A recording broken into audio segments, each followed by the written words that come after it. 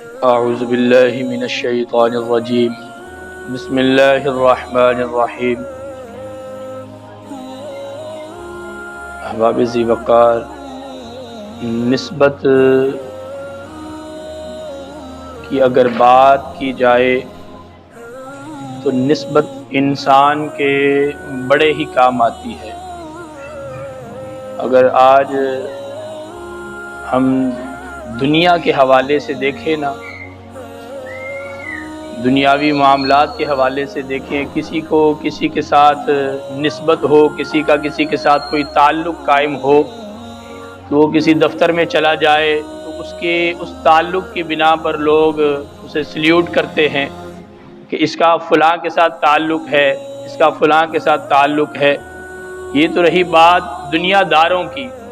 اگر دین داروں کی بات کریں نا تو دین داروں کی نسبت دنیا میں بھی فائدہ دیتی ہے اور آخرت میں بھی فائدہ دے گی۔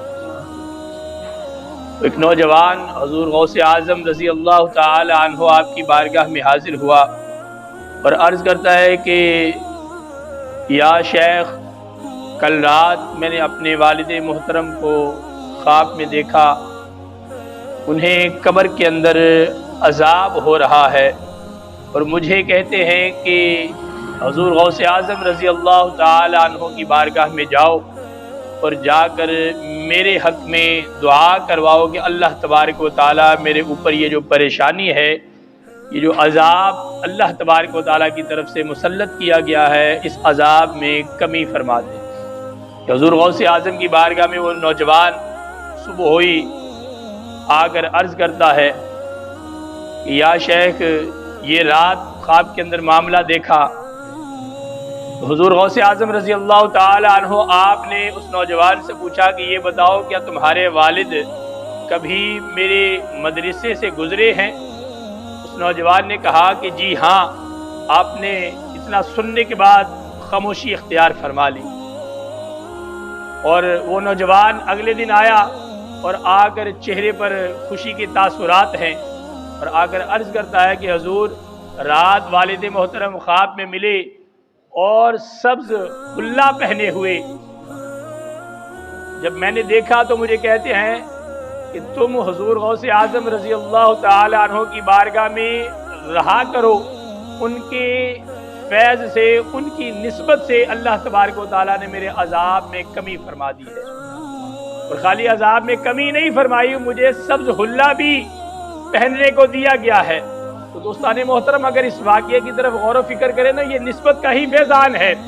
دیکھیں نسبت کتنی زیادہ، کہ نسبت یہاں پر کوئی اتنی زیادہ نہیں ہے حضور غوث اعظم سے، صرف نسبت اتنی سی قائم ہوئی کہ وہ شخص حضور غوث اعظم رضی اللہ تعالی عنہ کے مدرسے سے گزرا ہے، اور حضور غوث اعظم رضی اللہ تعالی عنہ نے اس نوجوان سے کہا کہ میرے رب نے مجھ سے یہ وعدہ فرمایا ہے کہ اے غوث اعظم، اے عبد القادر، جو بھی تمہارے مدرسے سے گزرے گا میں اسے بخشش عطا فرما دوں گا، اس کے عذاب کے اندر کمی کر دوں گا۔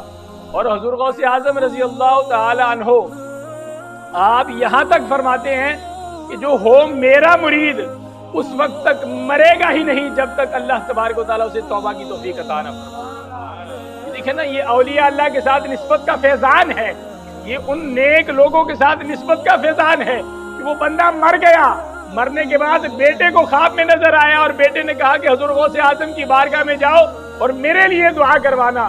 جب اس نوجوان نے اپنے والد محترم کے لیے دعا کروائی تو حضور غوث اعظم کی دعا کی نسبت سے، آپ کے دعا کے فیضان سے اللہ تبارک و تعالیٰ نے اس لڑکے کے بعد کے عذاب میں تخفیف فرما دی۔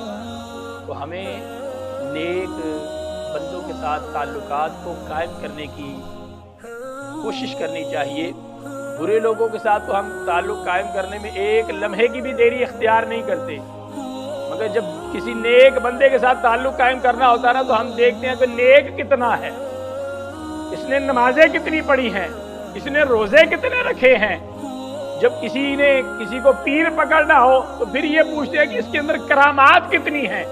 بھائی، پیر پکڑنے کے لیے کرامت کی حاجت نہیں ہے، یہ دیکھنے کی ضرورت ہوتی ہے کہ اس بندے کے اندر استقامت کتنی ہے۔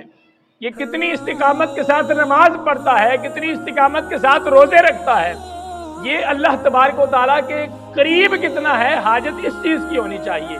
ہم لوگوں نے معیار الٹ بنا لیا ہوا ہے کہ کوئی کرامت دکھائے گا تو ہم اسے پیر پکڑیں گے۔ نہ، کرامت دکھانے والا ہر بندہ پیر نہیں ہوتا۔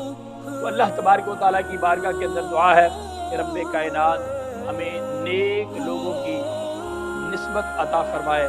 وآخر دعوایا ان الحمدللہ